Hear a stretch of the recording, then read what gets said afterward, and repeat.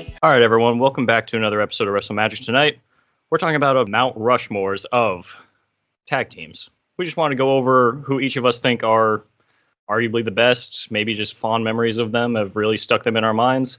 And tonight, we're debuting a new co-host with us, so everybody please give a warm welcome to Daryl. Daryl, how you doing, man? Doing great. Thanks for having me. Honored, honestly. It's my first podcast really taking part of in a very serious manner. And to me, it's not like I'm taking it too seriously, but it's like, oh, this is something I actually have like input on. So I'm thrilled to be a part of this, and I really Absolutely, man. Michael for inviting me along. Okay, so everybody knows that I'm here. I'm the gardener, Michael Gross. And so, Daryl, will you tell us a little bit about your background real quick and keep it brief about how long you've been a wrestling fan and just kind of a little bit about what brought you into wrestling? All right. So I'm 34, be 35 next month, and I've been a wrestling fan since I was 4 years old. Honestly, I kind of stumbled into wrestling. It just happened to be on. And naturally, when you're a kid, you're entertained by a lot of things.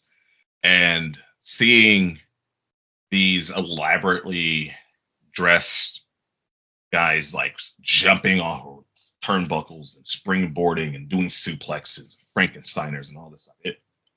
Honestly, it was mind-blowing. It was captivating. And I don't know, I just kind of kept watching. It became something I just didn't want to miss. And I mean, I used to sit in front of a large wood grain floor model TV and try to listen to pay-per-views through the static. Damn. I think we all did that back in the day.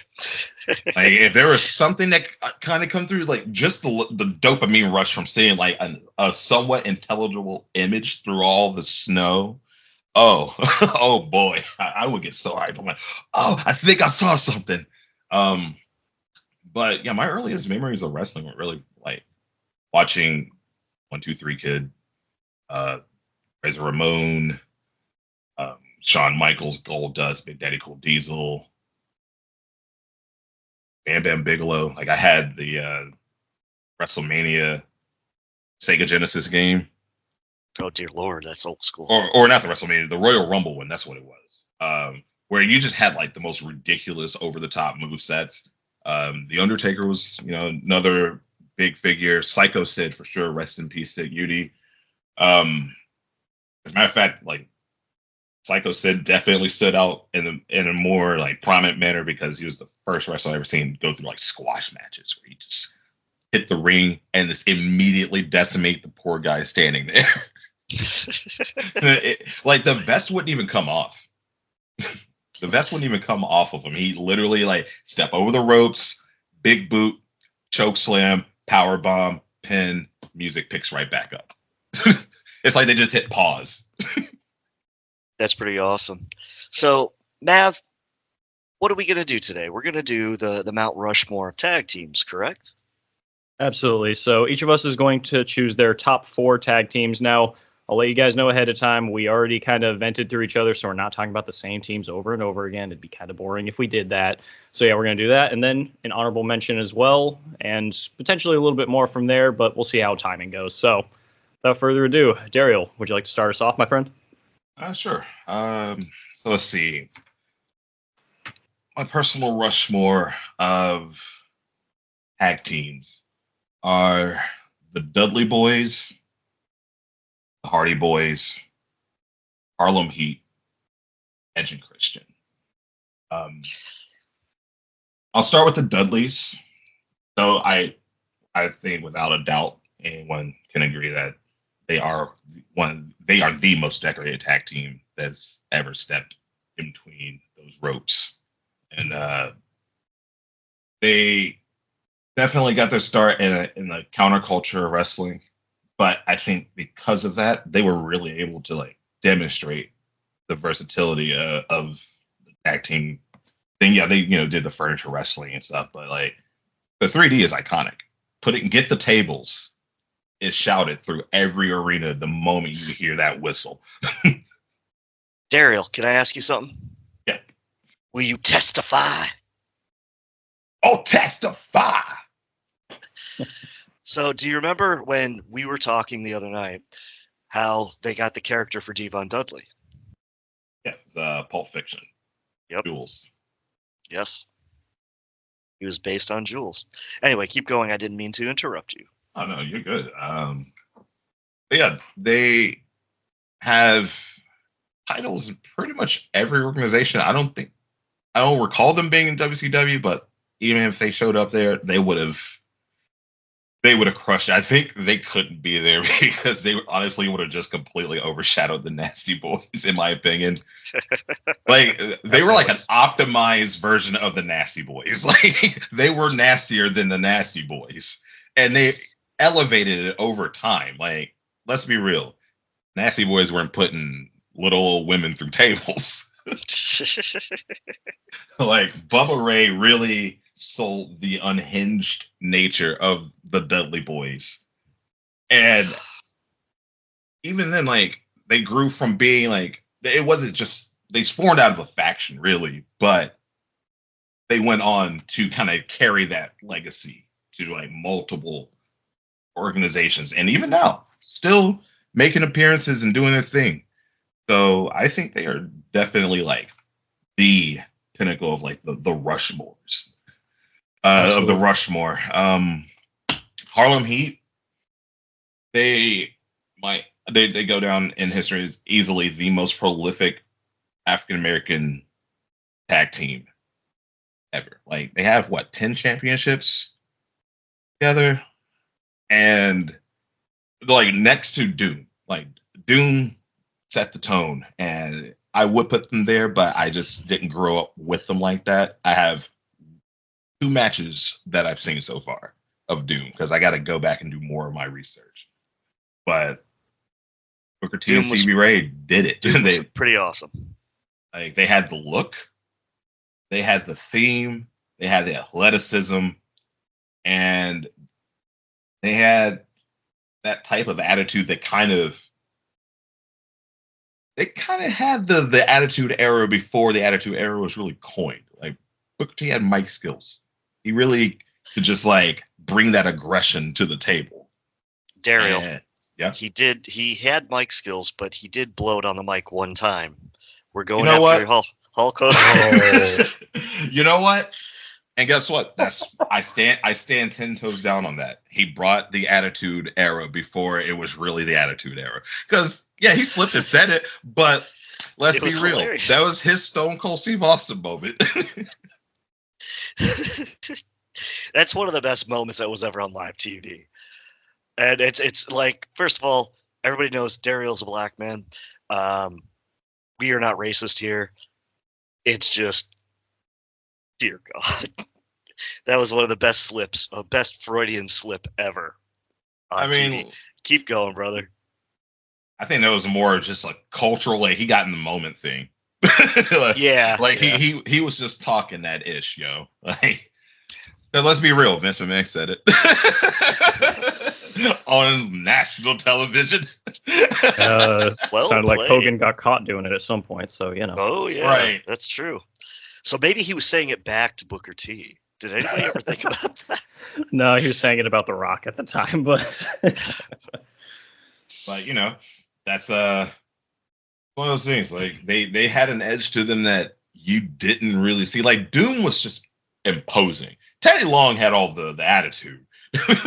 Like Butch and Farouk would definitely, Butch and Ron, they would talk, to the camera and, talk that nonsense, but a lot of it was Teddy Long. Teddy Long was the entire attitude of that team. They just went in the ring and just did business.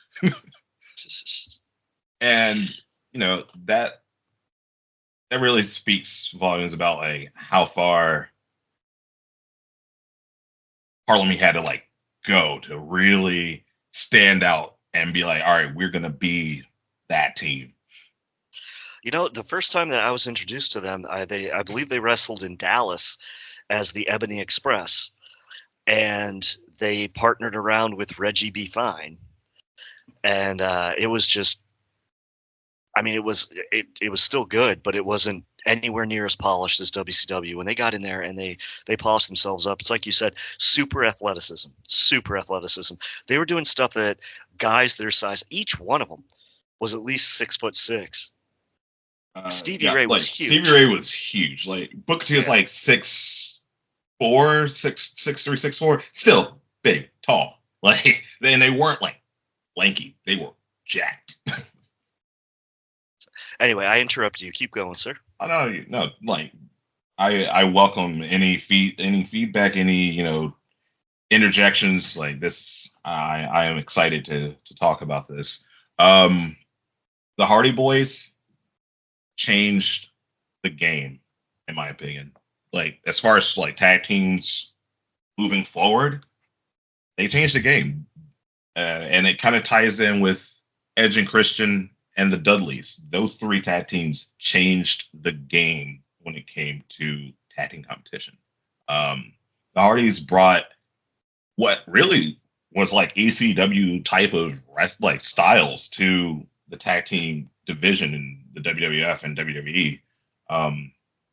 Because Jeff Hardy was like no one you really saw in the ring. Like, he had a style that really could not be emulated by other wrestlers very easily. He was very innovative with anything that you saw like as a standard like jawbreaker. He would put a twist to it. If there was a wishbone maneuver, he put a twist to it. He and Matt had their own twists to everything. Twist of fate, whisper in the wind. They had combinations that you saw out of brothers growing up watching wrestling and wrestling with each other. So on a side note, real quick, what did you think of that first Matt versus Jeff in the whole Broken Universe thing in TNA like 10 years ago? Are you talking about the final deletion? Yes. Oh my god. See, I was out of the game for a long time, so I saw bits and pieces of like Jeff Hardy in TNA, but at that point I was already like out of the house and kind of forced to go out and do things, so I couldn't just hang out at home and just like binge TV all day. So there's two matches I want you to watch with the Hardys, and it's the final deletion, and then they do the tag team deletion, where a man actually gets killed. Oh, well, he didn't get killed. Storyline. Okay. Storyline. My bad. A bad on the Yeah. swing. And the tag teams would come to their front door and knock on the door while they're all wrestling in the backyard, and the Hardys would come and greet them and then let them in and then continue wrestling. It was some of the weirdest stuff you've ever seen in your life. So anyway, keep going. Yeah, they had a style that you didn't see from other tag teams, and it really kind of formed out of like that brotherly, we're just going to innovate our own thing. We're going to be, an enigmatic tag team that like they pushed the bar. And when they had their feuds with Edge and Christian, some of the best tag team storylines you've ever seen. Really. Oh yeah. And then the Dudleys got involved, and then it ushered in new talent. Whereas honestly, Edge and Christian, they kind of were derived out of a bigger faction. But you had Rhino, you had Spike Dudley, you had Lita. They all kind of were all affiliated with a different tag team. So they really kept pushing the bar, which is why I'm going to kind of tie in Edge and Christian into this, is that they were able to reinvent themselves in a way that you didn't see coming, considering their origins as these like very dark, brooding, goth-like figures, vampiric figures. And then slowly but surely they kind of softened up over time and became this goofy, silly, obnoxious tag team, kind of reminiscent of like DX in a way. And they brought something refreshing to it for those with the benefit of flash photography, like their little poses. But they also hit that dark, unhinged like angle with the concerto. Like, that was something different. It was something savage and brutal that you didn't expect out of a tag team and expect, in that time of wrestling. And I feel like all three of those tag teams really pushed it when it came to like tables, ladders, and chairs. They had something they were affiliated with. The Dudleys had the tables. The Hardys had the ladders. Edge and Christian had the chairs. And they really did it. They changed the game. Because I don't see other tag teams doing stuff like that anymore. They try. A lot of it's kind of easily botched these days, so it's kind of hard to watch. But, when you talk about iconic things, Edge spearing Jeff Hardy in midair, insane. Oh, yeah, he was hanging off the title or something, wasn't he, at the time? Yeah, hanging off the title. And Edge propped up. Boom, just does it. Devon and Jeff Hardy fight, like clutching the titles, and Jeff's kicking Devon, and Devon falls down. It's just like, this was chaos. They brought something that people will never, ever forget. Ever. And I feel like those teams all belong on the Rushmore. Because they made the tag team division something that no one had ever seen. And I don't think you'll really capture that again. So let me ask you something. Do you have any honorable mentions, like people who are close to that Rushmore? The Steiner brothers, easily. Like, I would honestly put them on there if there weren't four. If you didn't have to have four, boom, the Steiners. And the only reason I put Harlem Heat over the Steiners is because I didn't see much of the Steiners as a team. I saw them separately. I saw them wrestle in singles a lot more. Okay. Because there was a point where like they split and like Rick did his thing, Scott did his thing, and I saw them wrestle interchangeably. But like I'll never forget seeing the Steiner dog, the electric chair set up into the Steiner bulldog. Like, yo, crazy. It was insane. And like I've been going back and watching them because I didn't have much of a memory of like Scott Steiner before the Big Papa Pump. He didn't honestly stand out as much as Rick did because Rick just had that dog face angle, that gimmick, and he had more character, whereas Scott was just the powerhouse. And when I went back and watched, I'm like, oh geez, I didn't know you were actually like you had it like that, Scott. Jeez, like. And so they definitely belong on their Rushmore as if I could put one more on there. And so the next question is, what about a team that you didn't like? A tag team that you just couldn't stand? Rated RKO. Why? It felt heavily contrived. They're both main eventers. They're both heavyweight champions. And their partnership didn't really seem like something that was entirely organic. A lot of tag teams, there's something organic there. And it just seemed too front loaded. It seemed way too front loaded for them to really like sell it that well. I mean, there's a gimmick, yeah, rated RKO, like the rated R superstar, RKO, Randy Orton, like, yeah, I get it, but it seemed very much just kind of like, here, you two go suck up all the attention. I know what you mean, man. I mean, it kind of feels like they just used word association and were hoping that it was going to stick at that point. It really didn't. It wasn't a team that really was necessary. I mean, both guys were obviously over and everything. Maybe for storyline purposes at the time, it would have made a little bit of sense if I go back and watch into it. But man, it just doesn't really feel like a legitimate team that would have formed. And I kind of know what you mean with that. Yeah, right, main like, eventers shouldn't be tag teaming.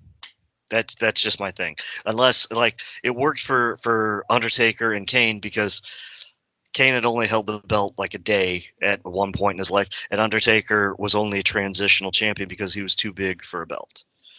He was too big of a star. He didn't need that.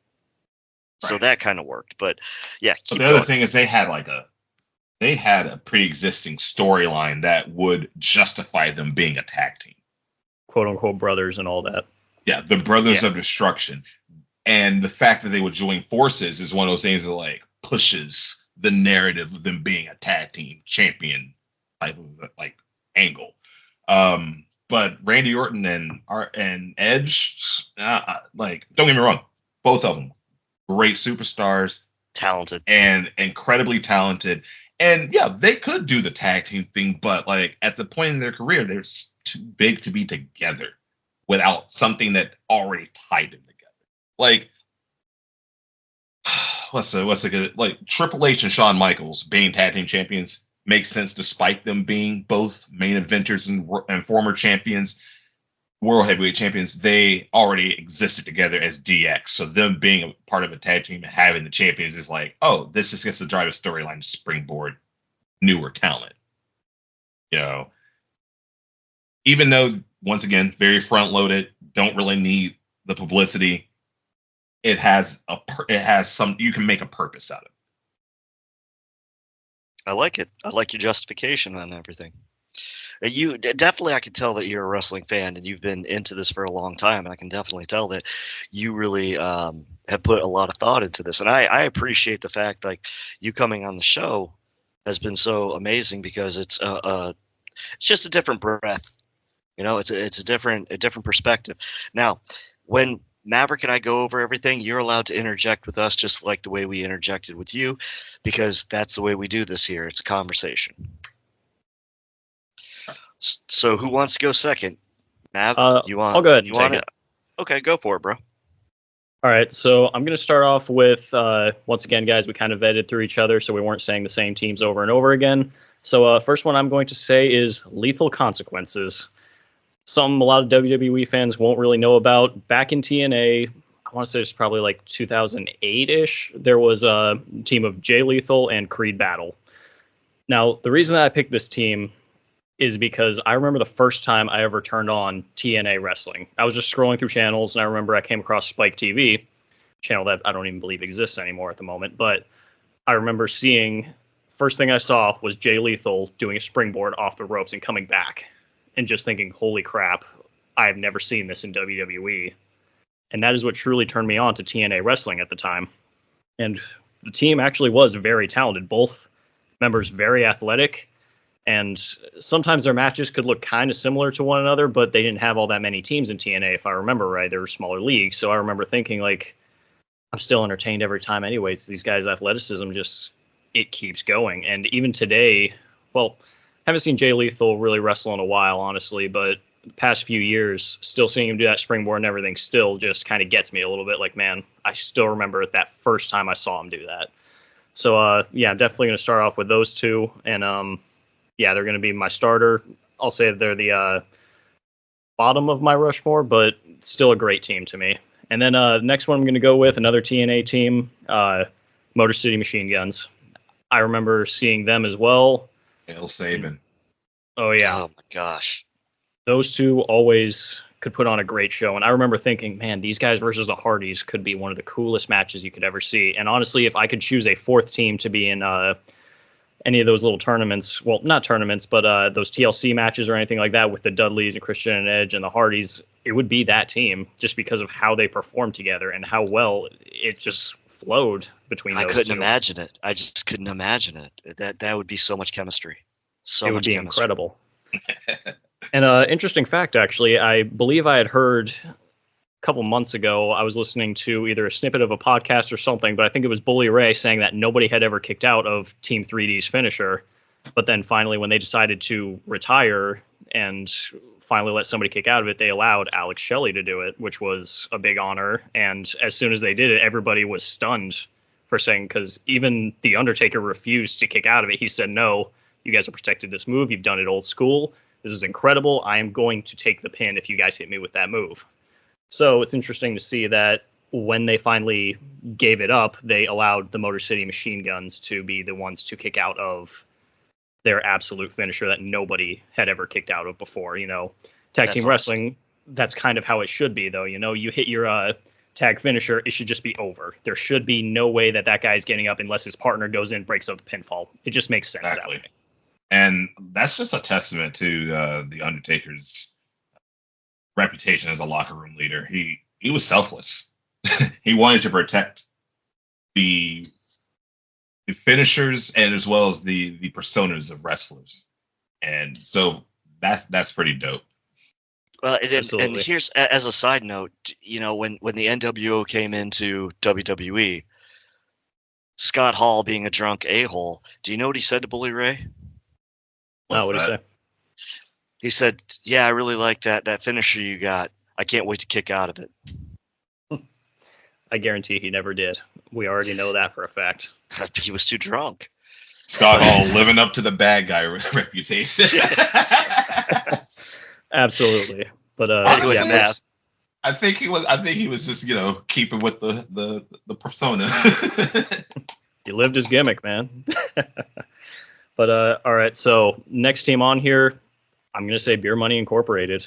I remember watching them and the Motor City Machine Guns, I believe, were in a tag tournament for the belts. I believe it was either a 6 or 7 match tournament, something like that, where they would just go back and forth every week leading up to a pay-per-view. And I just remember seeing some of these matches they were having just being jaw dropped at some of the things that were going on. They had ones where it was like a ladder match for a contract and whatever else. I don't think contract actually meant anything. They just needed something to put above the ring for the match. But I remember, I believe Motor City Machine Guns. Yeah, I believe the Machine Guns actually got it down, but then one of the members of the Beer Money Incorporated hit it out of his hand, and then the other Beer Money guy caught it, laid down, and the ref looked over, just saw it in his hand. He didn't see the Motor City Machine Gun guy ever grabbing it or anything, so immediately won the match. I thought it was a very clever way to play it off, and it gave a little bit of heel heat, but it was honestly perfectly done. And both performers, I remember whether it was in singles, whether it was in a tag team match, just thinking, man, these guys really can go. And I believe, God, isn't it Bobby Roode that's now working for WWE and as a writer and producing matches and stuff now? Yes. And he's doing very well for himself. So, I mean, maybe he's not wrestling anymore at the moment, but he's really given a testament to at least he is knowledgeable enough to start producing these matches and really show that he is more than just a performer as well. He has good knowledge about everything that needs to be going on. How dare you say he's great? He's glorious. Glorious. True All that. right, go ahead. He is glorious, but yeah, between the two of them, I always thought they were great performers. And James Storm, I felt like out of nowhere, he just kind of disappeared. And I haven't really looked into it, but I saw that there was a local show that was going to be going on in my area currently, and it just, I don't know if it happened already. I don't know if it's going to happen soon, but I'll have to look into that, see if I'll be able to see him, because that'd be kind of a nice little treat, I think. But anyways, so on to the last tag team. Now, these guys still performing today. I feel like they are a team that they're still personifying what it is to be a true tag team in wrestling, as it should be, and that is FTR. I know you guys have heard me mark out about them when we were They're still amazing. doing the collision reviews and everything, but they are incredible. And almost every match I've seen them in, all I can think is, man, these guys are it. They are the future. They are the present. Whatever they want to be, they are it. And I really hate to think about the day that they'll retire, but man, they have put on some incredible matches with pretty much anybody that they've gone up against, and I love seeing them. I really don't know what else to say about them besides, I hope AEW doesn't fumble the bag with them. But if they do end up leaving there, then I hope they can go to WWE, get a little bit more money out of it, because they really do deserve it. They have put on such incredible shows that it has kept me still interested in tag team wrestling at this point, and I'm happy to see them at any point that they're on. That's pretty awesome. So what about your honorable mentions and your dislikes of tag teams? Okay, so my honorable mention, this may come as a shock to a lot of you guys, but actually I want to ask you two a question first because I want to hear your opinions real quick. How many women's tag teams can you name that have an actual name, have been competing for years, and are real contenders that haven't just disappeared, reappeared, actually have been legitimately competing? The only one that comes to my mind is a tag team that performed in the early WrestleManias or SummerSlams. They were from Japan, called the Jumping Bomb Angels, and they took the women's WWE or WWF at the time tag team championships over to Japan, and then you heard nothing about them. But they stuck together for many years, according to my friends who were in the military over in Japan. That's it. What about you, Dario? Mm, be a hard one. Like, I remember seeing like women's tag teams, but I don't feel like there were ever really any established ones that come to mind.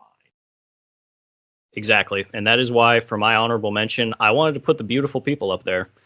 Honestly, Velvet Sky and Angelina Love, those two, from the beginning, I remember Angelina Love was definitely more talented and Velvet Sky was more the pretty face, but they worked with it. And I remember over time, as I kept watching TNA, I remember seeing Velvet Sky definitely improved, and she got much, much better, and eventually became a legitimate tag team that I remember thinking, you know what, these two aren't bad, and they are still established. They can keep going, it felt like. It never felt stale to see them, really, even though TNA didn't really have any other women's teams, and it kind of sucked for them, but they were the only women's tag team that I can really think of that really established themselves and kept going, because if I try to think of women's tag teams that even have a legitimate name, for one thing, who do you have? The Lesbians. You have Lay Cool. Were they even any good? Was there actually a tag team called the Lesbians? That was a thing. Daryl, do you know about that? Nope. Not at all. Okay, so I know that they were around, I believe, in the early 2000s, and I remember watching an interview with Gail Kim where she talked about their manager was really uptight about them and claiming that they were going to be better than her and everything, but obviously you guys don't even know who they are, and Gail Kim is Gail Kim. We all know who she is. Yeah, she's Right. amazing. Exactly. So if I could give props to any women's tag team, it's going to be the Beautiful People, and that's why they are my honorable mention. I feel like they are the only real women's tag team that they were actually pretty good. They gave a good show, and realistically, they stuck together for years. They weren't just a flash in the pan and then disappeared like most of these other women's tag teams that really ever existed. And I do feel like women's tag team wrestling is kind of mismanaged, especially in today's age, but that was that one that really kind of kept going for a while. Well, shoot, But the belts disappear for 6 months at a time. You know, you have Exactly. champions and no one, where'd they go? Exactly. And the only team that I can remember that won the tag team belts for the women's division, I remember being, God, wasn't it Tamina and Natalia at one point won it? Like, what was that team? It's a hodgepodge. Exactly. That's Hodge- all I can ever think of with the women's tag division most of the time. Besides, I think, God, wasn't it Kairi Sane and Asuka were together for a while, and that was Yeah. pretty good. I believe they had a name as well, but I don't think they stuck together as long. Sky Pirates. Sky Pirates? I think it was something called like the Sky Pirates. I'm pretty sure. All right. That's news to me. I haven't been watching too much recently, but I vaguely remember that happening. But all right, so a team that I hated. Well, hated is kind of a weird word in wrestling because is it heel hate or go away heat or just uncomfortable? I don't want to see this heat. I guess going back to about that 2010 era, remembering as a kid watching, I really hated seeing Jericho. The team worked as a heel. That's all I can really say about it. It got me to hate them as a kid, but I also just remembered thinking, like, I just felt like they were kind of clunky together, but at certain points it just did work out. Their antics always were heel-like, and it definitely went with the storylines and everything, but I just didn't really like seeing it that much. I thought they could have done more with both of them singles, but they have in the past, so I guess it was time for a change. But yeah, I guess that'd be the team I hated. Well, I mean, how much more could Jericho carry Big Show at that time through a match? Yeah. You know, he's going to be the talent, and then Big Show's going to get the pin. Pretty much. And they didn't have a finisher. They didn't have a team finisher. So, while it was interesting and it was something to do with them, I think for creative, it was just something to do with them. What do you think, Daryl? What, just like that concept as a team? Yeah. It doesn't work. I'm like, it can work in the sense that, like, yeah, they're both heels, and Jericho has the mouth to kind of just like run the show. But I don't know, like Jericho doesn't need to push and turn. Like Jericho kind of does his own thing. He kind of just steals the show on his own. No pun intended. But I don't know, Big Show in that context, yeah, he's big man. He does big man things, and yeah, he gets the pin. Like that's really it. He was really lumbering at that time. He was really just slow paced and just he was. I think they put him with Jericho to keep him on TV to be an attraction, while Jericho would do all the work, and that's the way they could sell it. And so the tag team, I don't think on paper was a bad idea. I think in actuality it was a terrible idea. Right. It would work better if it were like a much smaller wrestler on a heel angle. Like if it was Spike Dudley, that would work. When he was running the boss angle, Big Show is the hired help. He's the muscle. It works. You just need like a tiny little mastermind to make things happen. But Chris Jericho kind of can handle himself, so there's really no reason for them to be on a tag team. It doesn't make much of a storyline angle work. Plus, both are world champions, so former world champions. Why are you in a tag team? It doesn't make sense. You should be vying for a prize that you lost. So that's also another reason I wasn't into it. Now I remember this was Chris Jericho's Nick Bockwinkel phase, where he was dressing up in suits and wearing the rose-colored glasses, which was an homage to Nick Bockwinkel, which was a guy that Hulk Hogan couldn't beat in the AWA. That's a side note for you. And Nick Bockwinkel was managed by Bobby Heenan. And then yeah, there's all kinds of rabbit holes I can go down with this, but the point is, it was an homage, and so they formed Jericho, and like I can't agree with you a little bit more, Mav. Like, yeah, it was pants, as they say in the UK. It was pants. As long as I've been here, I've never heard anybody say that. Rubbish, bollocks, even. Yep, heard those. It was the trash bin. So I guess it's me. Yeah, man, it's up to you, brother. All right, my number one on my Mount Rushmore tag teams is the biggest pop that you ever got. It was the Road Warriors. The pop. So, in 1984, when I bought my Encyclopedia Wrestling book, I'm digging through it, and I see a picture of the Road Warriors, and I was intimidated, scared, and just curious about these guys. And I was like, these guys are awesome. And in the book, they said they wrestled for the AWA, which I could watch on ESPN at 4 p.m. time zone. So I would turn it on, but they weren't there. Your 6 p.m. on Saturday and Sunday was NWA. All of a sudden, they pop up, and I saw them for the first time. And I was just blown away. They came out to Iron Man by Black Sabbath.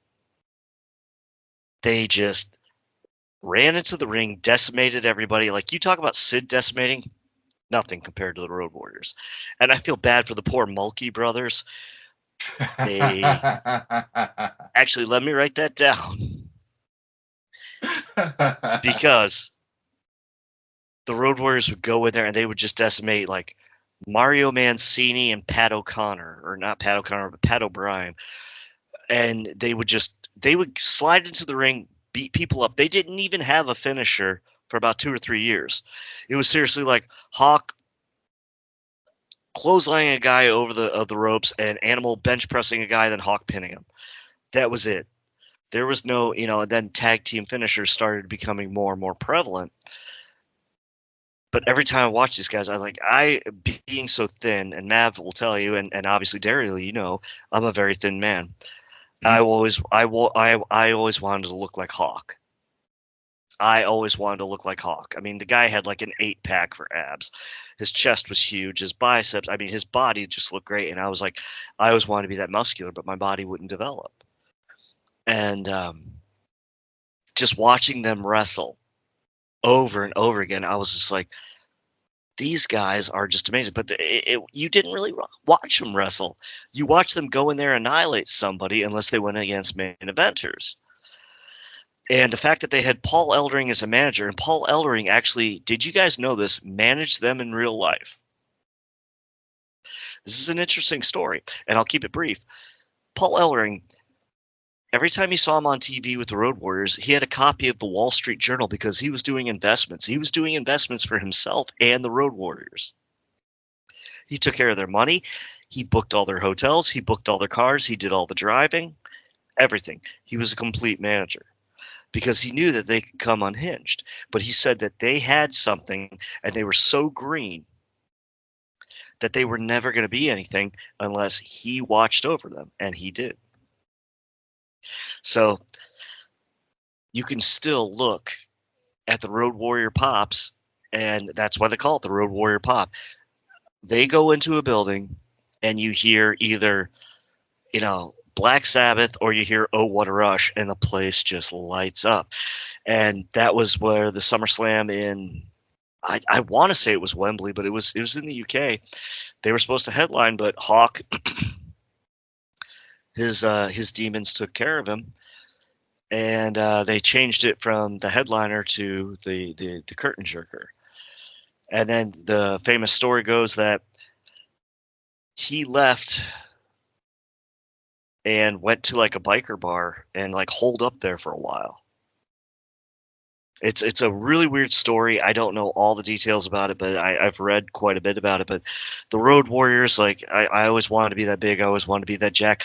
I think Daryl, I talked about this off air, but they were superheroes. Wouldn't you agree? Yeah, like the Road Warriors were around when I started watching wrestling, but they didn't have a whole lot of screen time at the time that I was really like locked into it. But if you like looking at them, they literally look like characters you would see in a comic book. Like this picture, Hawk and Animal, 90s style, like Rob Liefeld illustrated comic book. And they're just, two hardcore crime fighting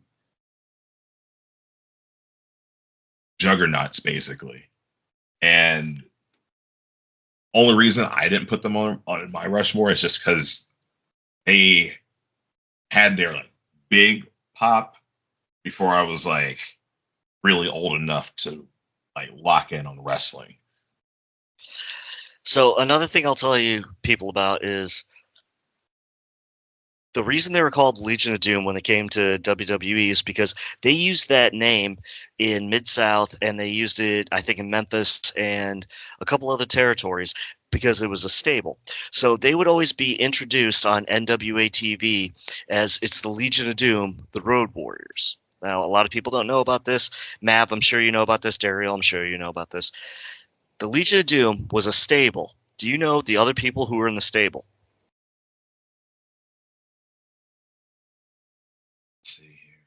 Others in the stable, I'm kind of drawing a blank because I'm not 100% on that time. I know eventually Draws ended up with them at some point, but this is way before. The original Legion of Doom was the Road Warriors, Jake the Snake Roberts, I think it was Buzz Sawyer, and Av, Grandma. King Kong Bundy? Yes. Oh, God. And they booted him out because they said he was too fat.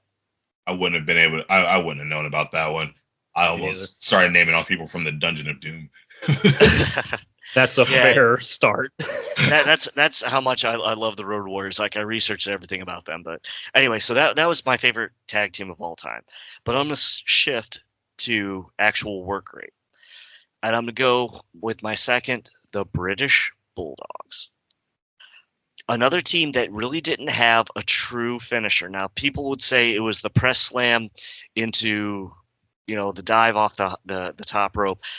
The fact was, Davey Boy Smith was tough. He was big, but he was nowhere near as big as he was when he came back in like 92.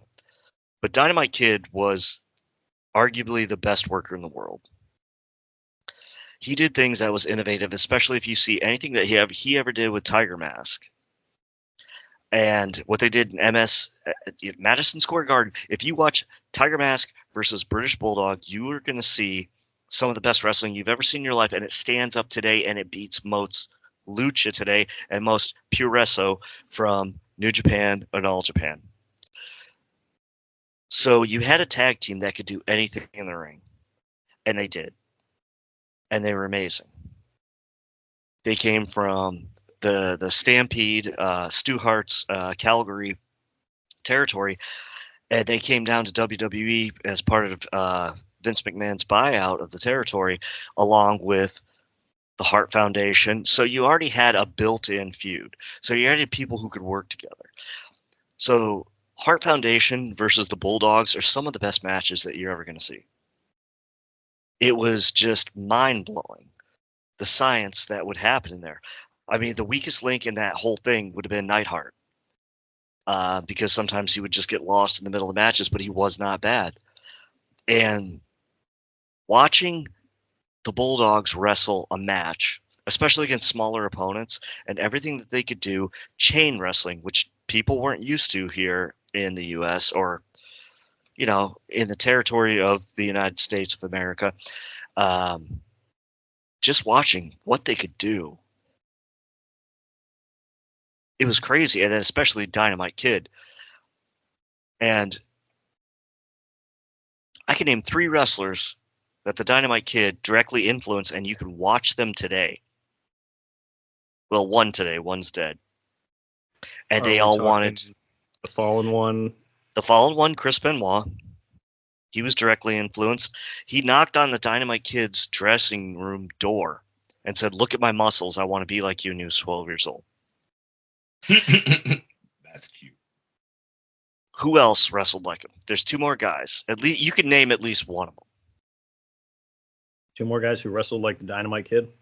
Yeah, well, you're not going to get the third, but the second you guys should get right off the top of your head. Man, I did a whole episode about Dynamite Kid, and it's kind of slipping my mind right now. I'm going to pass to Daryl, see if he knows. I didn't watch much of the Dynamite Kid. I remember British Bulldog, Davey Boy Smith, but not Dynamite Kid, unless it was Owen Hart. Not a bad guess, but it's Bryan Danielson. Now think about it for a second. Minus the diving headbutt, what's that skill set? It's just like Chris Benoit. A lot of chops, a lot of German suplexes. The third person is Davey Richards, one half of a different tag team. And he actually, when he had a tryout for NXT, they had to change the name of their tag team, and he had to change his name because they always want to do that to trademark it. And he used the last name Billington because he actually looks like the Dynamite Kid. Oh. Kind of like the Kid Cash, Kid Rock thing. Exactly. So, yeah, the Bulldogs are on my list, but the team that they never got to have a feud with is my number 3. And it would have been probably the best feud ever.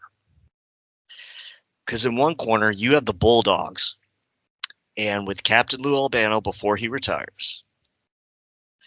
And you have the other team who negotiated with WWE but never signed, with their manager, Jim Cornette. It's the Midnight Express. The Express that rock and rolls. No, that's the Rock and Roll Express. And Daryl, you definitely have to watch that tag team woken thing. Oh my God, you're just gonna laugh your booty off. But so when it comes down to it, the Midnight Express did things. They wrestled as a true tag team. They lost Dennis Condrey, so they brought in Stan Lane, who was flawless. The man with smart hands and educated feet. I think that was the tagline. Corny was out there with a tennis racket that he was waiting to whack people with. You had the Rock and Roll Express against them, and they put on matches. They were so scientific in that ring. and wrestled as a true tag team before people really, really wrestled as tag teams. And they had to wrestle some of the people who are the DSs. If you don't know what the DSs are, it's a wrestling term, and I can't say it. It's the drizzling S's, if you know what I mean. I mean, they went against god-awful teams, and it still was a flawless match. And then they went against great teams, and it was a flawless match. And their first finisher was like the rocket launcher, where like Bobby Eaton came off the top rope and jumped on a guy. But then they developed another finisher. I think it was called the double easel. And it's actually the predecessor to the total elimination.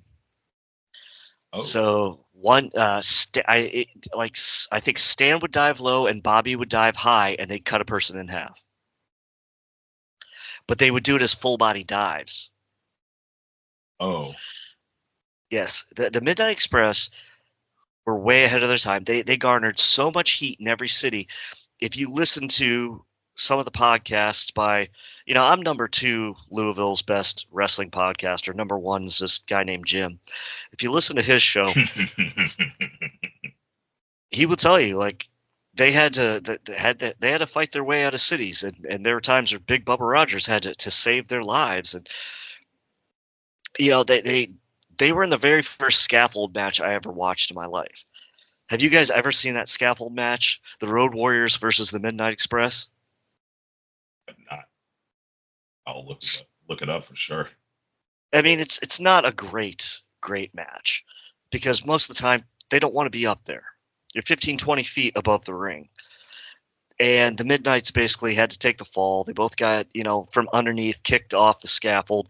They took the bumps, but then Cornette, he fell down and Big Bubba was supposed to catch him, and instead he blew out his whole knee because Big Bubba wasn't looking in the right direction. And so there was very limited scaffold matches after that. In fact, I'd never want to see a scaffold match again because they're just so sloppy, they're so ugly, and they're just so – they don't do anything for the product. They don't do anything for the business, and they don't do anything going forward. But I mean, the X Division is basically an optimized version of that. It was at one point, but we're talking about different rings.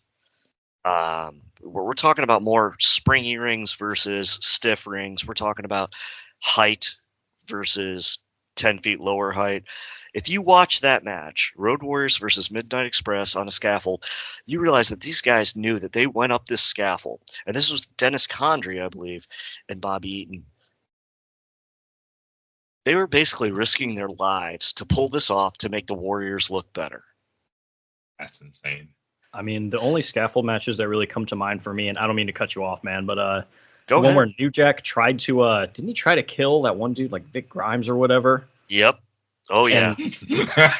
Oh my gosh. Yeah, the only other one that I can think of beyond that is, what's it called? It was Tommy Dreamer versus somebody in ECW. Brian Lee. Yeah, Brian that Lee. one. I only chuckle at the fact that it's just another New Jack story. So do you know about this, Daryl? I do not. I just kind of know about a number of other things that New Jack is notorious for. So New Jack wrestled this guy named Vic Grimes, he was this big fat guy basically who could take insane bumps. Well, they had a scaffold match, and New Jack got tossed over the scaffold by Vic Grimes because they wanted to build this guy up because he was getting called up to WWE. Okay. Yeah. He threw him and he missed the mark, and New Jack was supposed to hit like a table or something like that. Instead hit like the concrete and lost like vision in one eye. And he said he had brain damage. I know he had a fractured skull, and he talked about that in a Dark Side of the Ring episode. I believe it was actually about all his crimes, but yeah, I do believe that he said it was at least a fractured skull or something, and he said Vic Grimes never even like called him or anything to see if he was okay. So years later, I think they were in a different company. It wasn't ECW anymore. I think they were in XPW or it was XPW. XPW, owned by Rob Black, that pig. And they basically had a scaffold match, and New Jack tossed him way over where he was supposed to land trying to kill him. He also tased him first. I didn't know he tased him. Oh my gosh. He pulled out a taser and tased the crap out of him per what they talked about. And I believe it was the XPW special that was on a Dark Side of the Ring. It was interesting, but he even talked about like, yeah, I pulled out a taser and I just tased it out of him. Yeah, then he threw him. I remember when in Dark Side of the Ring, he actually said, Daryl, he's like, I tried to kill him. I just went after. I tried to kill him. He's like, I wanted to kill him. I threw him off there. I threw him off the scaffold with, the intention of killing him. He's like, it's pro wrestling. What are they going to do to me? Can't see it, but my jaw has been dropped the entire time. Yeah, he got lucky that Grimes hit. I think it was like the corner of one of the tables, and like I think he bounced out of the ring, but it was enough, friction and everything to slow him down. I guess that he didn't get too badly hurt. I think he hit a table and bounced like twice or something like that. It was like insane. Something. And then but anyway, the point is the Midnight Express. They were very scientific. They were great, and the Midnights versus the Bulldogs would have been the ultimate great actual tag team match. That wouldn't have been high spots. You'd have only high spots at the finish. You'd went wins both ways. Of course, Corny would have been the one to help out the Midnights get the win because they're heels back then, and it just would have been great. And Dynamite being in the same room with Bobby Eaton or Stan Lane, or even Dennis Condrey, because Dennis Condrey was great. He was just very older, and he quit the team earlier, but that there was so much money left on the table, but WWE couldn't sign him, and Cornette knew that basically if he and his team signed, they'd be hot for 6 months and then back to looking for jobs in 6 months. So my fourth team is a team that could go with my first three teams. And it's a team that I got introduced to in the winter of 1996. I was scrolling through the television at the house at 166, and we came onto Sports Channel America, which doesn't exist anymore. And at 2 a.m. in the morning, there was a time slot dedicated to ECW, and I discovered a team known as the Eliminators. And I had never seen anything like these guys. They were doing high spots, scientific spots, crazy spots. And then they were also wrestling, and they were bleeding their booties off. And I was just watching them, and you have Saturn and Cronus, and me being a person who's always been in mythology, Saturn is Cronus in different, mythos, Roman versus Greek. And I was just like taken aback watching them wrestle. And they were feuding with, of all people, the Gangsters, New Jack and Mustafa. And it was just mind blowing. And so to watch the stuff they could do, I mean, one would launch the other, like Cronus would launch Saturn over his head. He'd go over the top turnbuckle and like drop kick a guy onto outside onto the rail or something like that. I was like, who the hell are these guys? So a couple things I will say about the Eliminators is, one, they couldn't cut a promo to save their lives. Everybody knows that. Two, I know Perry Saturn's in bad shape, so Godspeed to you, and I hope you're doing well.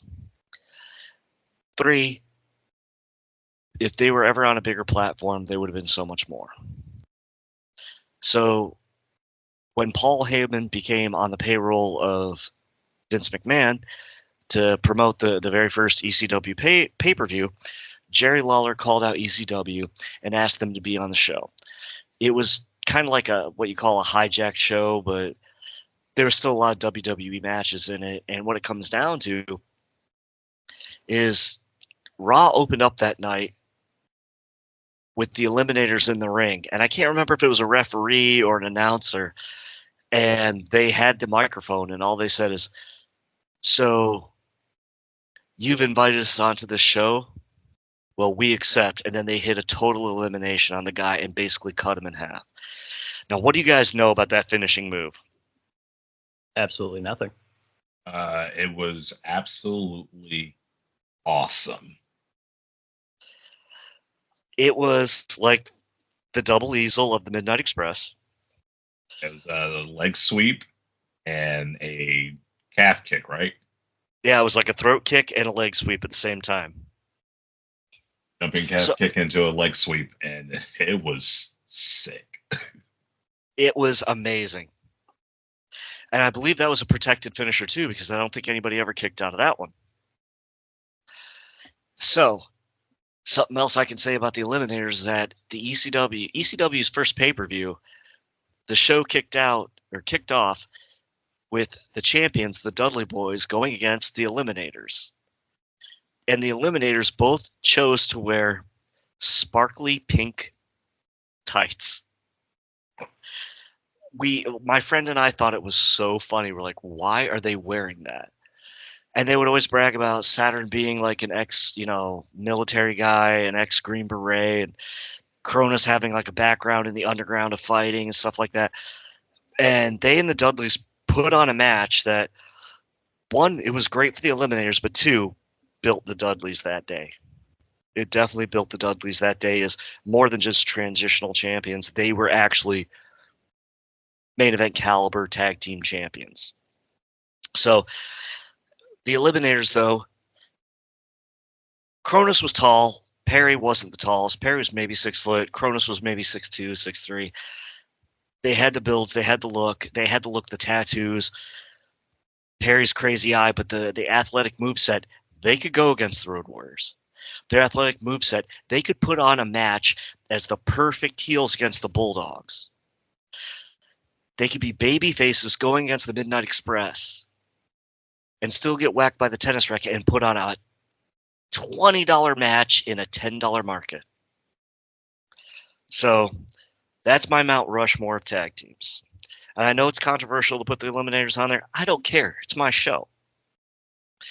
So I changed up a little bit of who my honorable mentions are. There's 3 teams. I'll make it quick. The Wolves, which were Eddie Edwards and Davey Richards. Davey Richards being a guy that was built in the same vein as Benoit and Bryan Danielson. He wrestles the exact same way. If you've never seen Davey Richards wrestle, just watch it, or watch the Wolves wrestle, because that's the point. This is all tag teams. They had an awesome finisher because it was different, and so the finisher was, I think they'd bounce a guy into the ropes. Eddie would throw a guy up in the air almost like a backflip, and while he was in the air, I think it was Davey that would kick him in the chest before he came down. Different. It's just different. You could see when Drake Maverick, I think they called him, he was Rockstar Spud in TNA. Just watch the Wolves and what they did to him on their debut, and you're just like, wow, like these guys can do something. So they made a statement as soon as they showed up, huh? Oh, they had to. And so just if you watch just what their finisher was, you're like, why aren't there more finishers like this? I would love to watch the Wolves against FTR. I mean, if they could get back together, my God, the matches that you would have, it would be real. It'd be Bulldogs versus the Midnight Express that we never got. Okay. So my other honorable mentions are Arn and Tully. And I call them the Horsemen. I'm not going to call them the Brainbusters. That's just so stupid. They could do it all. And they were consummate real professional wrestlers. They were consummate real professional wrestlers. And that's what made them so different and so much more special and so much more better than anybody else. They went in there to put on a show, do the best they could, get over their people or get themselves over if they were blessed to get themselves over. And Arn and Tully, the Horsemen versus Midnight Express, just watch those matches, guys. YouTube, it's out there. Great matches. Horsemen versus Rock and Roll Express. Rock and Roll Express were good, but for them to be in the Hall of Fame before the Midnight Express is a crime. And, Arn and Tully versus Bulldogs, they could wrestle anybody. They wrestled the Road Warriors. minus the Eliminators, they wrestled everybody and the Wolves on my list. And the last team I'm going to put over, and something I said earlier, and you got to chuckle over it, Dariel, the Mulkey brothers. So if people are not familiar with the Mulkey brothers, they are the greatest enhancement talent of all time. These guys couldn't weigh $150 or 150 pounds apiece. They had bleach blonde hair, and Cornette was always taking stabs at WWE. Whenever they were getting pinned or getting beat up, he would call it Mulkey Mania, just like Hulkamania. It's Mulkey Mania. It was Randy and Bill Mulkey. I believe both are still alive. I think they live in Florida. I think they have an auto garage down there. And they were the greatest enhancement talents. And if you saw them in the ring and then they heard like Black Sabbath come on, they knew the Road Warriors coming out, you'd see them looking at each other like they were shizing themselves. And they knew they were going to get decimated in a couple seconds. But they had a record of going like what 0-81 or so, or 0-81 for a while, and then they got one win. So that's where I was going to go with this. So I was a little kid. I was probably like 11 years old, and I have a couple friends who remember this because they're wrestling buddies also. And it's late great Scott Blair. I miss you, baby. Rest in heaven. So they kept hyping up on NWA TV on 6 p.m. on TBS this new team for 3 weeks called the Gladiators, coming in from the West Coast. The Gladiators are coming. The Gladiators are coming. The Gladiators are coming. I was just like, who are the Gladiators? I can't wait to see it. I can't wait. And I was thinking, are these guys going to be big like the Road Warriors? Like, what are they going to look like? This is going to be amazing. This is going to be awesome. And all of a sudden, that night on Saturday Night's Wrestling, I see the Mulkeys in the ring, and I was like, the Gladiators must be coming now. And then they hype up the Gladiators, who slide into the ring. They beat the snot out of the Mulkeys. And then I can't remember if it was Randy or Bill. They looked so much alike. One got hit, so he was down on his knees. And one of the Gladiators, either one or two, had picked up either Randy or Bill, and he was walking, and he was going backwards, and he tripped over the one on his hand and his knees. The referee hits the mat. 1, 2, 3. I couldn't believe it. Neither could they. That's the funny part, because if you don't ever Google the Mulkeys win a match, you're not a wrestling fan. Because they had a post-match interview, and they said, this doesn't happen to us often. I think it never happened to us. And so that got them into like a wrestling tournament. I think it was Seasons Beatings that year, but the point was everybody loved them for putting them over so much and taking a beating. They wanted to give them a win. And I believe the Gladiators were played by George South and, son of a fish. I can't think of the other guy's name, but Nelson Royal. I think those are the guys who played the Mulkeys. For a long time, it was rumored that it was the Road Warriors, but if you look at the size, it was definitely not them. But it was like a feel-good moment. And so years later, I talked to Scott, my good friend Scott that passed a while ago, and I said, do you remember that day? He's like, yeah. And then his younger brother Jason said, I just remember Scott coming out of his bedroom screaming, the Mulkeys won a match. The Mulkeys won a match. So I got to put them up there for putting everybody over and being as good as they were and small as they were and taking the beatings they did and just showing up every week and knowing that they were going to get smaller paychecks than everybody else, but then everybody appreciating them so much that they said, okay, we're going to build a tag team just for you to go over. And for the last part of me is the tag team I couldn't stand, and it was Stars and Stripes. And that was consistent of somebody who's been on our Wrestlemagic show, Marcus Bagwell, and the Patriot, who was Del Wilkes, who's passed away. And my reason being is that I felt that Del Wilkes was too big and too strong of a wrestler to be a tag team person. And so I felt that his character was being wasted on being in a tag team. So it wasn't that they were a bad tag team. It was the fact that I felt that you had somebody who I felt could potentially be a main eventer, and they were wasting it on the tag division. That's fair. So- I mean, seeing somebody be wasted when you know that they have so much more in them, and you can just see it happening, and it's like, man, go further than this. There's no point in you being in the ring right now with this group of people at this moment. Well, see, when I first was introduced to Del Wilkes, who was the Patriot, he was wrestling as the Trooper in the AWA. His tag partner was a guy named DJ Peterson, who looked a lot like Magnum TA. DJ Peterson, Magnum TA. And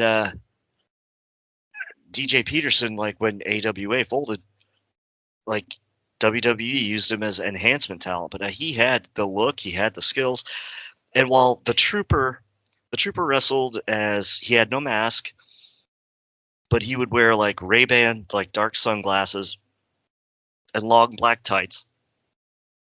And I believe the gimmick was he was supposed to be like a state trooper. Okay.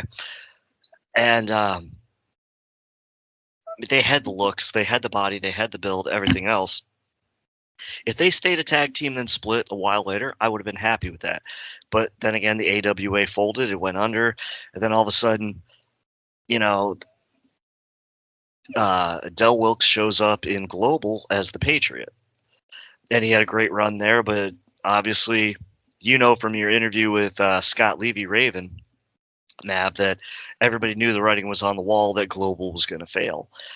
So he popped over with Marcus Alexander Bagwell into WCW, and they just put him together as a tag team. It just made no sense to me because the Patriot was so skilled. And then he hopped over to Japan, and he wrestled for a long time as both a tag team and a single star. But I just never saw why they put this guy in a tag team. He was just way too talented. So when I first saw him as a tag team with Marcus Alexander Bagwell, I just felt like that was an anchor pulling him down. And it's nothing against Bagwell, because Bagwell was really talented back then. He could actually move and do a lot of things, but Right before just- his neck injury and everything, and then Yeah. after that, it kind of slowed him down and everything. Which, hey, no bad blood to you, man. It's just the way it went, man. well, it's before his mom was put on a forklift. So That too. you remember that, Daryl? Vaguely, it's been a while. listen to Mav's show with Marcus Alexander Bagwell. It is pretty funny when he brings that up. But anyway, guys, so I think that's great. We've covered our Mount Rushmore and our teams that we didn't like. May I suggest one thing? Yes, What's up, sir. Let's talk about, at least everyone has one dream tag team they wish they could have seen like happen. Seen happen. Like a tag team that, you know, That you put two together. people that you would have seen, you would like to see as a tag team because you think they would have had great chemistry. Oh, I've got one. I've got one right off the bat. All right, so Because they tagged in Memphis under different names. But in WWE, they missed the boat. Papa Shango and The Undertaker. The late, great man. Scott Blair and I nicknamed them the Doom and Gloom Express. That's mine. and it works because those two are great friends. Yeah, and they're both huge. Ginormously huge. Do you know how the Godfather Papa Shango got his start in wrestling? I remember talking about it on a podcast, but I cannot recall the details. So he's basically like crazy because he went to, I think, a Memphis wrestling show, and Bruiser Brody was going back to the dressing room, and he jumped out of the crowd and punched Bruiser Brody in the face. Ooh. He was lucky not to get killed. Yeah, that's how he got his start. And so one of the guys, one of the wrestlers was just like, if you could punch Bruiser in the face, you know, you need to be a wrestler. Got All right. cojones. So what about you guys? For me, it was actually spawned out of a segment. So Dolph Ziggler versus The Miz. And you know how The Miz has like his stunt double Damian Sandow. Yeah. And so Dolph Ziggler calls out his own stunt double. And it's R-Truth, Ron Killings, as Oh my R. God. Ziggler. Oh dear Lord. And it was absolutely perfect. And the thing is that Dolph Ziggler, while being a heavyweight champion, kind of got relegated to like the mid card, and he never really got to like, I don't know, shine as much as I feel like should have. I mean, yeah. he had his time in the sun, but it didn't seem like it was really. Um, it didn't seem like he was the favorite for it. But with Ron Killings, he's a character. He's a heck of an athlete. He has a very strong legacy in multiple organizations. Like, dude's been in every single major organization.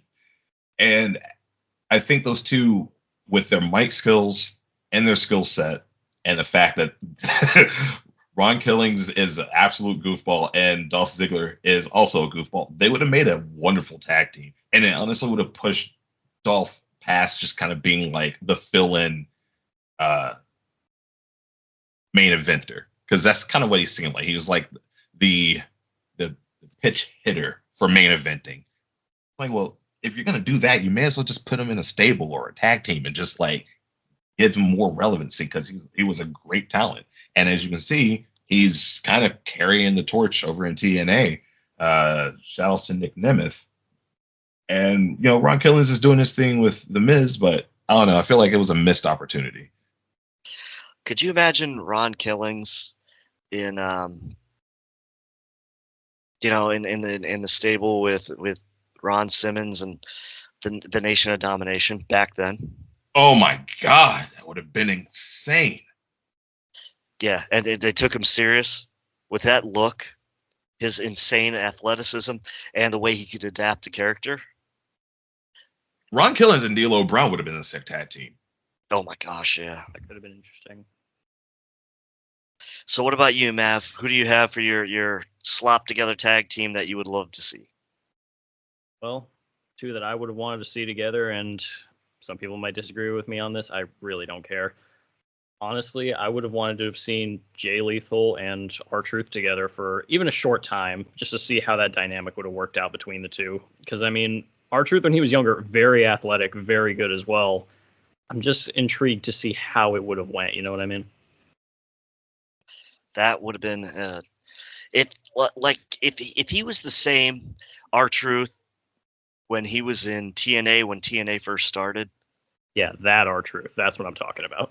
Yeah, like when he was just like, he was a badass. That's really what he was. He was a badass.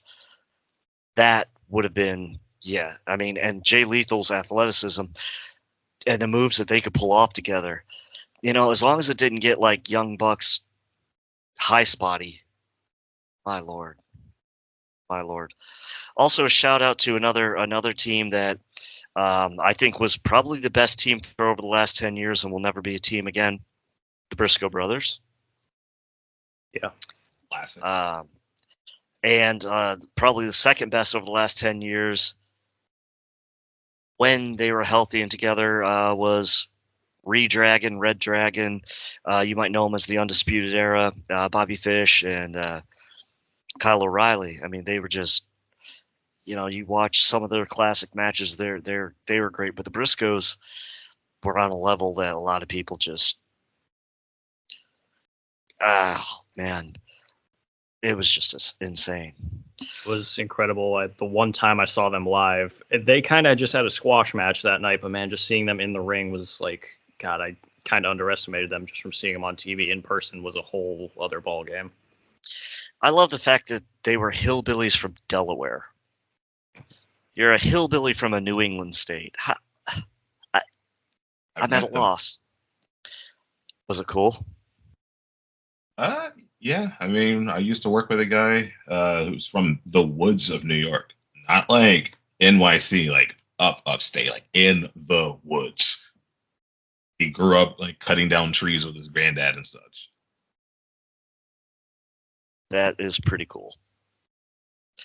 All right, guys. Well, I guess it's time to wrap it up.